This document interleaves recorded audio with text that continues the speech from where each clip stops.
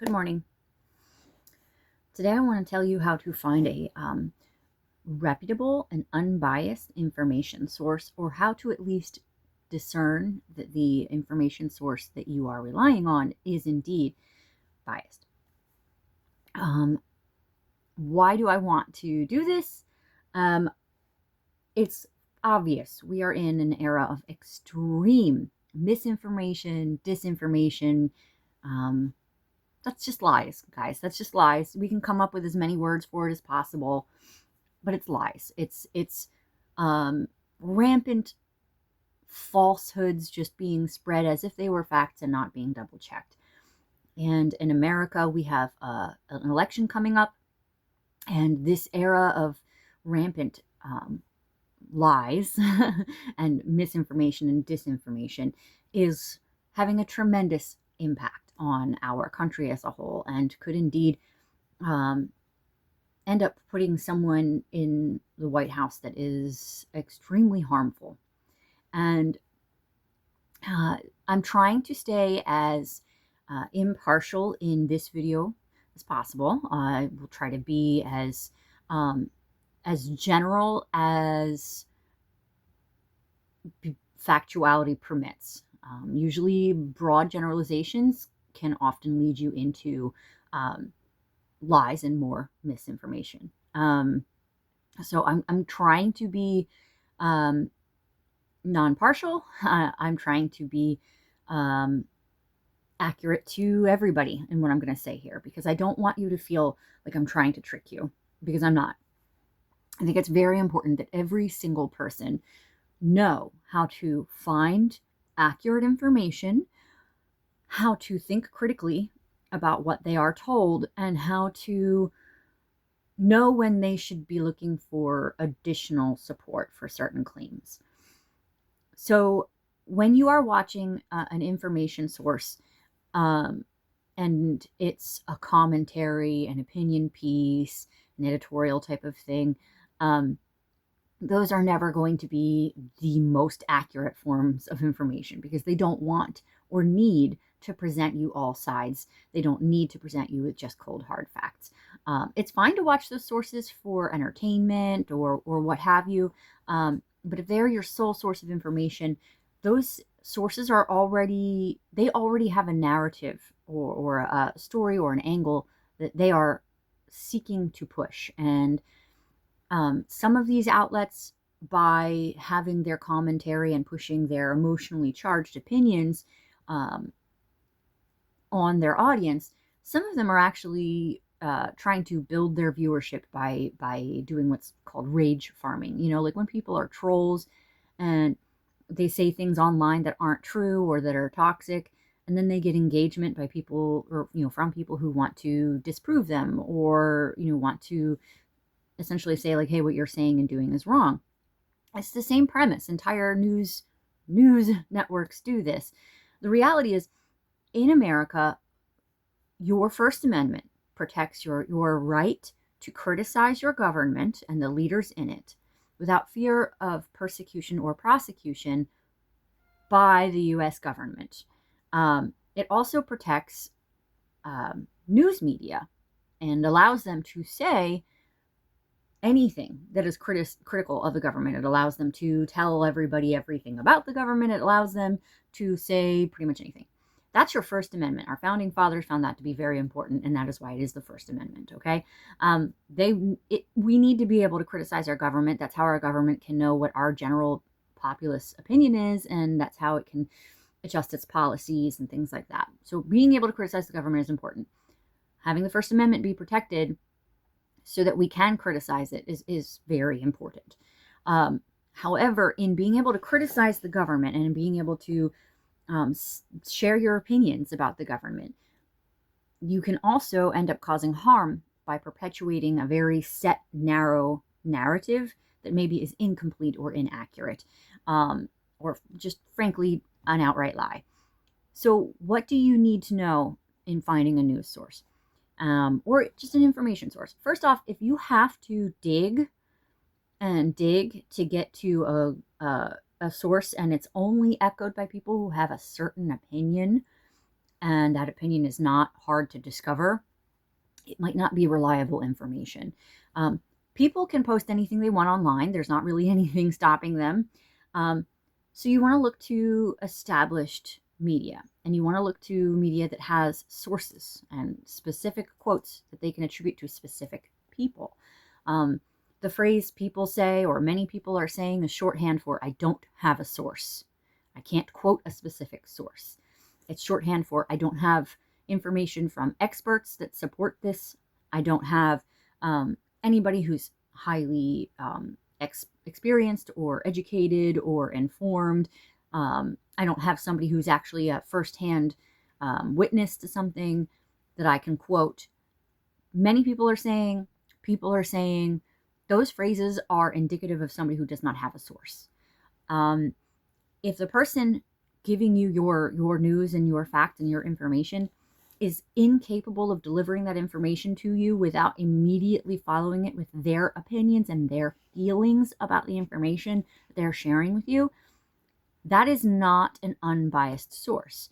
Now, that's not to say that biased sources can't deliver factual information. It does say, though, that a biased source is already looking to convince you of their opinion and their feeling. They want you to have the same opinion and the same feeling. So they are going to pick certain parts of the story and the narrative that support their side. And they're going to present you those parts. They're not going to present you the full picture. That's very common. That's what you would do if you were trying to write a persuasive essay. A persuasive essay is not based in fact only. It's about trying to convince someone, right?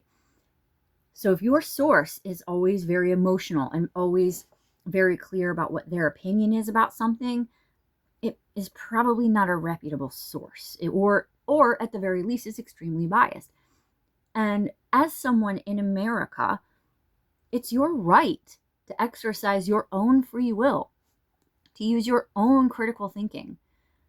You don't need to have somebody tell you how to feel.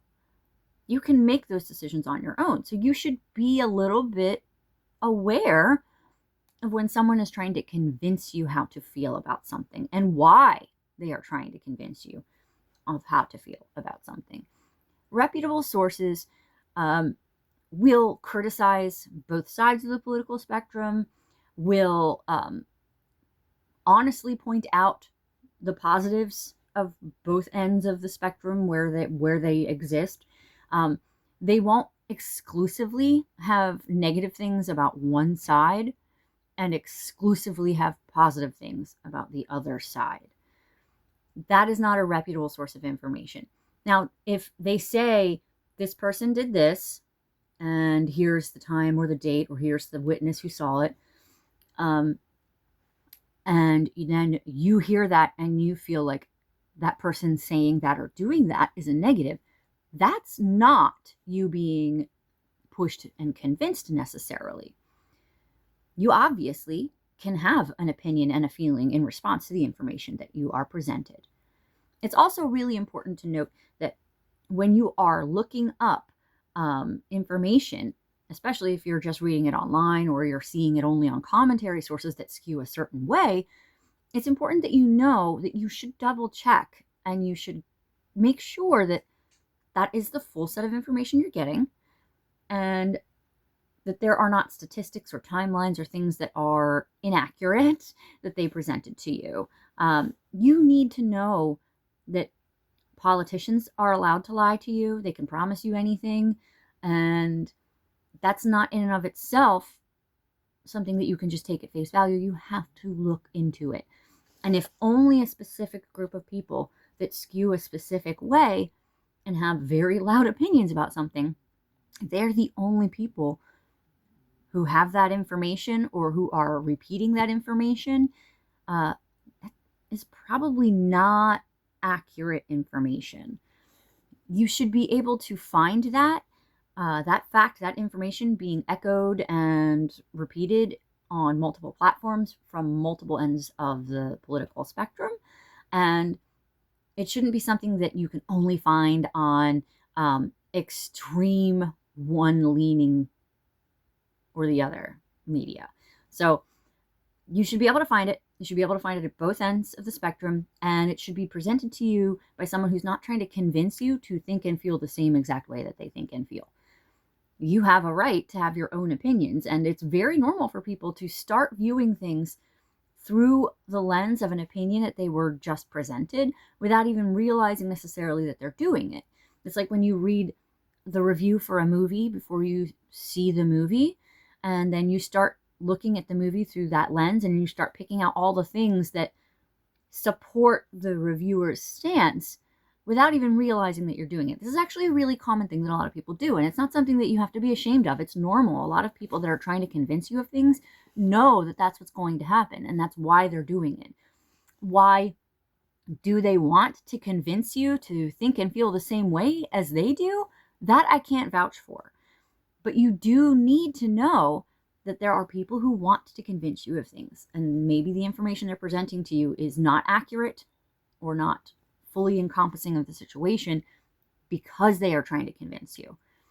When you're trying to pick a candidate who to vote for, you want to look at not just their full political history of their policies and their actions and their words, but also their recent history.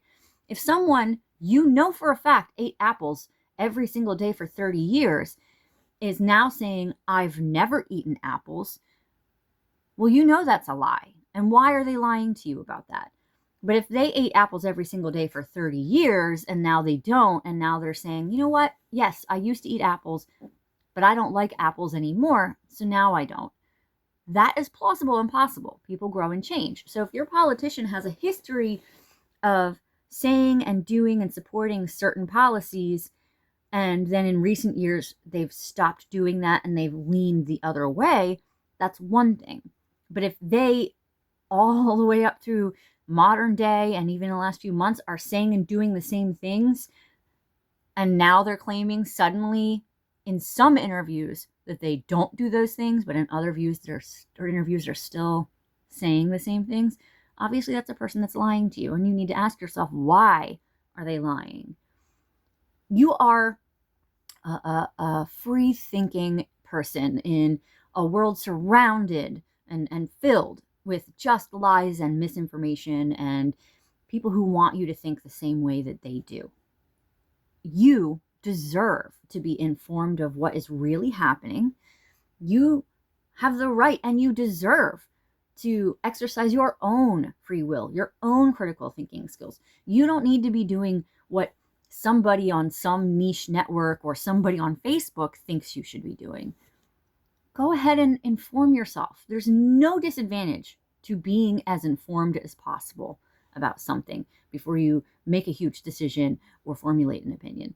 And it's also okay to change your mind when you are presented with new, more extensive information. In fact, that's a great thing to do. If I thought it only rained ever because the few times I was outside it rained, and then I was like, I'm never, ever going to go outside. What happens if I find out, actually, sometimes it's sunny and it's really beautiful and warm? If I just keep thinking that it's only rainy, I'm depriving myself of a nice time, right? It's the same thing. You are a free-thinking individual. You have every right to use your free-thinking, critical thinking skills. People should be encouraging you to develop your own thoughts and feelings about things, not trying to convince you to think exactly the way they do. It's okay to go out and look at all sides of the discussion before committing to one. I hope this helps.